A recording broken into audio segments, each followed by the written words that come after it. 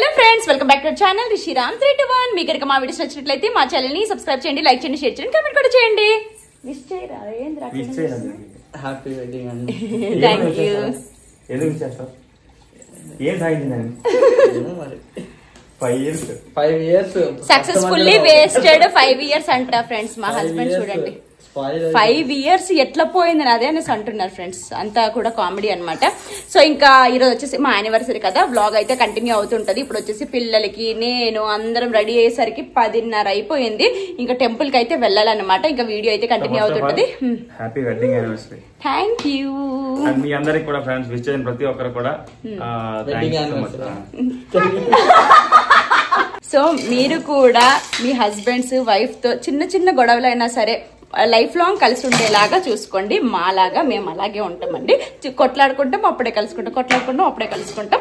So అలానే 5 years గడిచిపోయింది అనమాట. ఇప్పుడు వచ్చేసి ఇంకా టెంపుల్ కి వెళ్ళి ఈ రోజు అంతా వ్లాగ్ అయితే కంటిన్యూ అవుతుంటది. మిస్ చేయకుండా స్కిప్ చేయకుండా చూస్తామండి. ఓ మై గాడ్, అవునా? ఏది అంత సీన్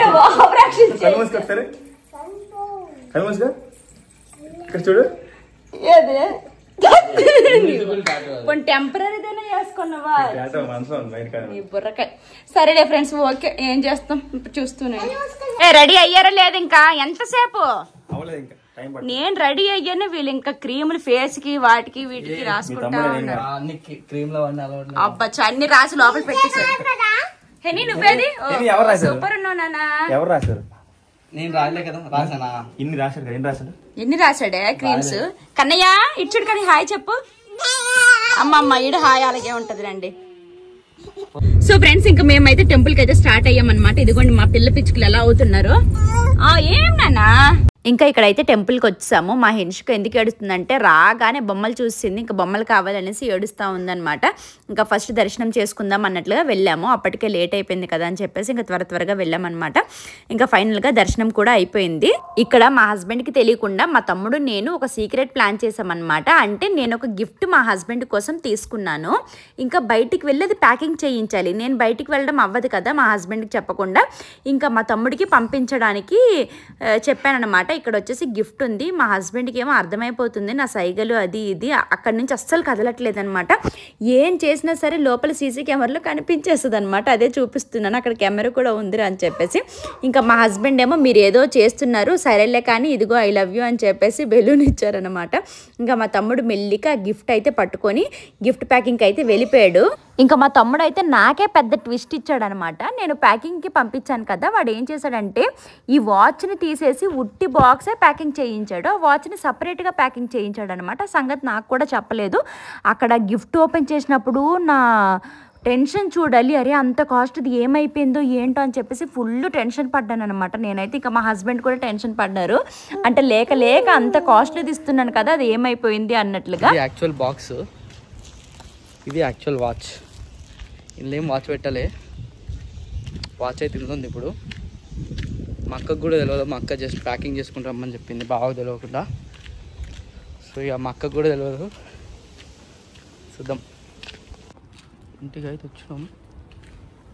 సీసీ కెమెరా ఉంది, ఏం చేసినా కనిపిస్తుంది. What's your problem? Tell me what's your problem. సంత ఏందంటారా ఈయన బాధ? ఏమైంది కాదు, నువ్వు ఎందుకు నీకు ఎందుకు అంత గాబరా? నీకు ఏం గిఫ్ట్ లేదు ఏట్లేదు, ఎందుకు అలాగా గాబరా అయిపోతున్నా? మరి ఎందుకైతే సంత దాపరా సౌండ్. ఏ నడపా, ఎందుకు అలా చేస్తావు? నీకెందుకు చెప్పు చేస్తున్నా? నడపా ఎందుకు?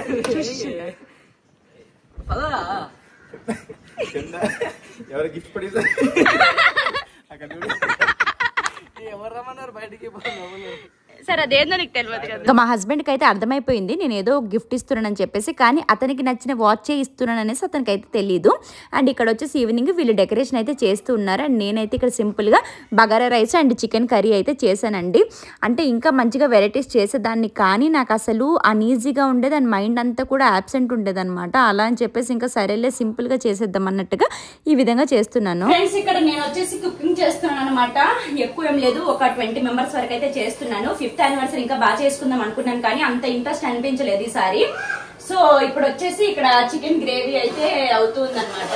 చికెన్ గ్రేవీ అండ్ నెక్స్ట్ వచ్చేసి బగారా రైస్ అండ్ అలాగే గుడ్లు ఉడకబెట్టేసి పెట్టేద్దామని, ఎందుకంటే నాకు కూడా పిల్లలతో అస్సలు అవ్వట్లేదండి, అలా అని చెప్పేసి ఇలా సింపుల్ గా చేసేద్దాం అనేసి అయితే అనుకుంటున్నాను. ఎవరైనా హెల్ప్ అలా ఉంటే కనుక చేస్తుంటే, కానీ ఒక్కదాన్ని ఇంకా పిల్లలతో కష్టం కదా అన్నట్లు నేను చేసుకుంటున్నాను. ఇంకా మా హస్బెండ్ ఇవైతే హెల్ప్ చేశారు. అక్కడ పిల్లలు చూడండి వాళ్ళ గోల, అండ్ అక్కడ డెకరేషన్ అయితే మా మరిది మా తమ్ముడు వీళ్ళందరూ కూడా అక్కడ డెకరేషన్ అయితే చేస్తున్నారండి. సో ఇంకా ప్రస్తుతానికి అయితే ఈ విధంగా అవుతూ ఉంది, అక్కడ డెకరేషన్ అవుతుంది.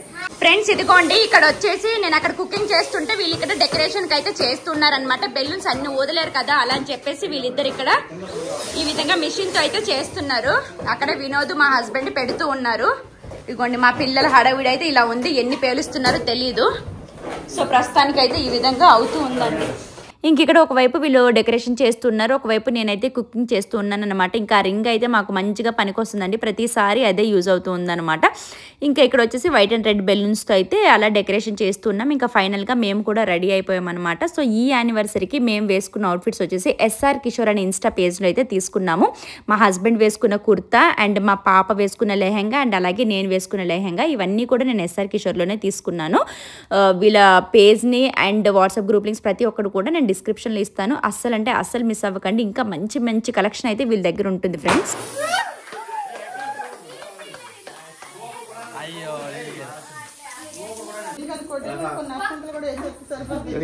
గిఫ్ట్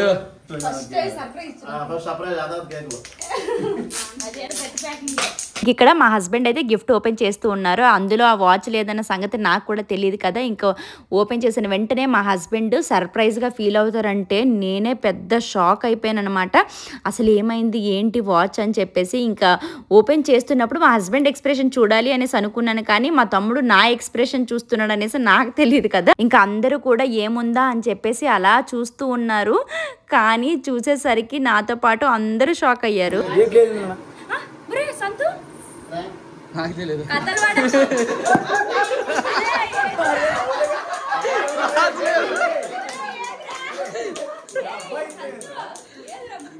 నాకు అట్లనే ఇచ్చిన, అలాగే తెచ్చిన కాదు, నాకు అది డబ్బాతో నుంచి ప్యాక్ చేసుకుని తెమ్మన్నారు.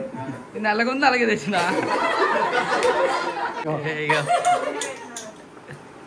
ఓ ఆగు ఫోటో తీసుకున్నా.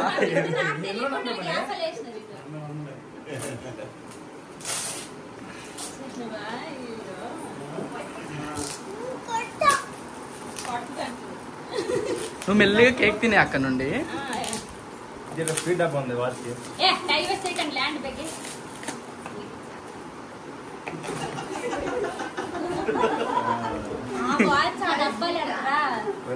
విలువపోయింది కదా, బావా.